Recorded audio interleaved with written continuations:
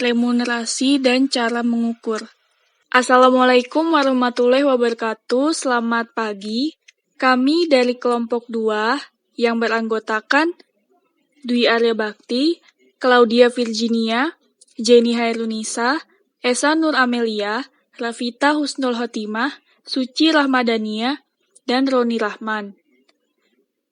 Kami akan mempresentasikan hasil diskusi kami mengenai definisi remunerasi dan cara mengukurnya. Silahkan disimak ya. Berikut merupakan materi pembahasan. Yang pertama, definisi remunerasi. Yang kedua, alasan dan manfaat diterapkannya remunerasi. Yang ketiga, landasan hukum sistem remunerasi. Dan yang terakhir, cara mengukur remunerasi. Definisi remunerasi. Pengertian remunerasi secara arti harfiahnya adalah payment atau penggajian.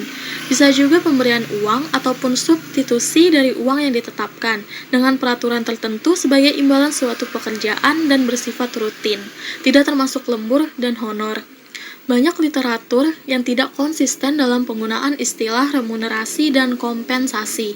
Hal ini terjadi dikarenakan masih minimnya pembahasan secara rinci tentang remunerasi. Walaupun ada pemahaman dan pengertian tentang remunerasi, semua hampir tidak ada bedanya dengan pemahaman tentang istilah kompensasi.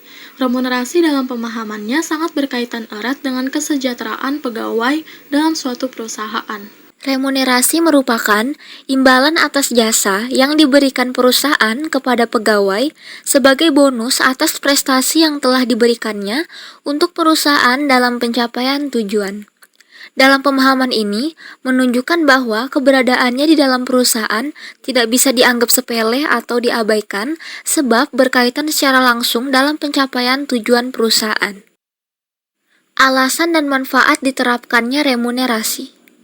Dengan diberikannya remunerasi pada karyawan terbaik, diharapkan tercipta hubungan baik antara karyawan dan juga pada setiap karyawan yang bekerja pada perusahaan tersebut. Selain itu, pemberian bonus juga akan meningkatkan loyalitas dan secara tidak langsung membuat kualitas karyawan menjadi lebih baik. Tujuan ini harus tercapai dalam memberikan dorongan yang berupa motivasi kepada seorang pekerja, di mana pekerja ini akan memberikan kinerja yang lebih baik, sehingga bisa juga mendapatkan gaji yang tinggi dari pihak perusahaan. Manfaat remunerasi. Yang pertama, meningkatkan sumber daya manusia. Sumber daya manusia setiap perusahaan adalah suatu faktor yang memiliki peran penting dalam suatu organisasi atau perusahaan yang ada. Karena pada dasarnya, sumber daya manusia ini dapat dijadikan sebagai kunci dalam perkembangan perusahaan. Yang kedua, menjaga sumber daya manusia produktif. Seperti yang saya katakan sebelumnya, bahwa SDM adalah sumber yang sangat dibutuhkan dalam setiap perusahaan yang ada. Karena perkembangan dari setiap perusahaan tersebut memang berdasarkan dari sumber daya manusia yang ada.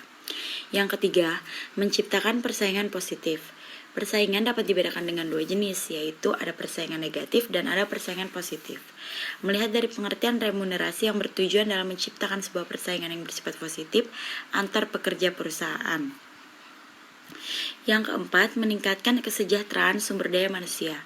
Tujuan dari remunerasi yang selanjutnya adalah untuk meningkatkan kesejahteraan sumber daya manusia yang dimana hal ini memang perlu untuk dilakukan, sehingga tingkat produktivitas dari pekerja bisa meningkat. Karena tanpa adanya peningkatan kesejahteraan tersebut, karyawan juga tidak akan termotivasi dalam meningkatkan kinerja suatu perusahaan. Dan yang terakhir, yang kelima, menciptakan tata kelola perusahaan yang baik. Dari pengertian remunerasi juga dapat dikatakan bahwa sebenarnya dapat menghasilkan suatu keuntungan, di mana keuntungan yang diperoleh ini dapat bersifat banyak atau besar sehingga bisa berpengaruh bagi karyawan. Namun bisnis ini juga harus disertai dengan penggunaan modal yang dianggap paling efektif atau memiliki pengaruh yang besar. Selanjutnya, landasan hukum kebijakan remunerasi. Yang pertama ada Undang-Undang Nomor 43 Tahun 1999 tentang perubahan atas Undang-Undang Nomor 8 Tahun 1974 tentang pokok-pokok kepegawaian, yang salah satu substansinya menyatakan bahwa setiap pegawai negeri berhak memperoleh gaji yang adil dan layak sesuai dengan beban pekerjaan dan tanggung jawabnya. Pasal 7 Undang-Undang Nomor 43 Tahun 1999. Yang kedua ada dari Undang-Undang Nomor 17 Tahun 2007. Rencana Pembangunan Nasional Jangka Panjang dari 2005 sampai 2025 menyatakan bahwa pembangunan aparatur negara dilakukan melalui formasi birokrasi untuk meningkatkan profesionalisme aparatur negara dan tata pemerintah yang baik. Yang ketiga ada Perpres nomor 7 tahun 2005 tentang Rencana Pembangunan Jangka Menengah Nasional. Dan yang terakhir ada Konvensi ILO nomor 100, yaitu diratifikasi pada tahun 1999, bunyinya Equal Remuneration for Jobs of Equal Value, atau pekerjaan yang sama nilai atau bobotnya harus mendapatkan imbalan yang sama. Cara mengukur remunerasi. Cara untuk menilai produktivitas atau efektivitas Departemen Remunerasi ialah dengan melihat setiap inti aktivitas secara terpisah, dimulai dengan rancangan sistem. Pertanyaannya ialah, apakah sistem pengajian sesuai dengan struktur organisasi dan filosofi manajemen? Seiring perubahan pasar dan organisasi, sistem pengajian harus dirancang ulang. Banyak metodologi pengajian alternatif yang hilang.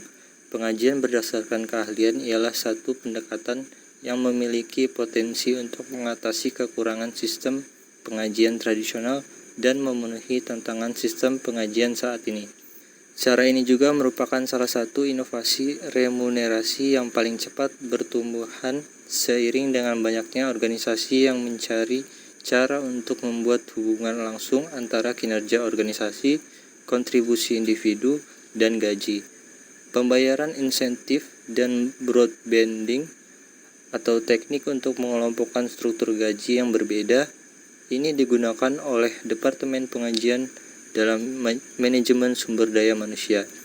Adalah dua metodologi lainnya yang masih sangat digemari.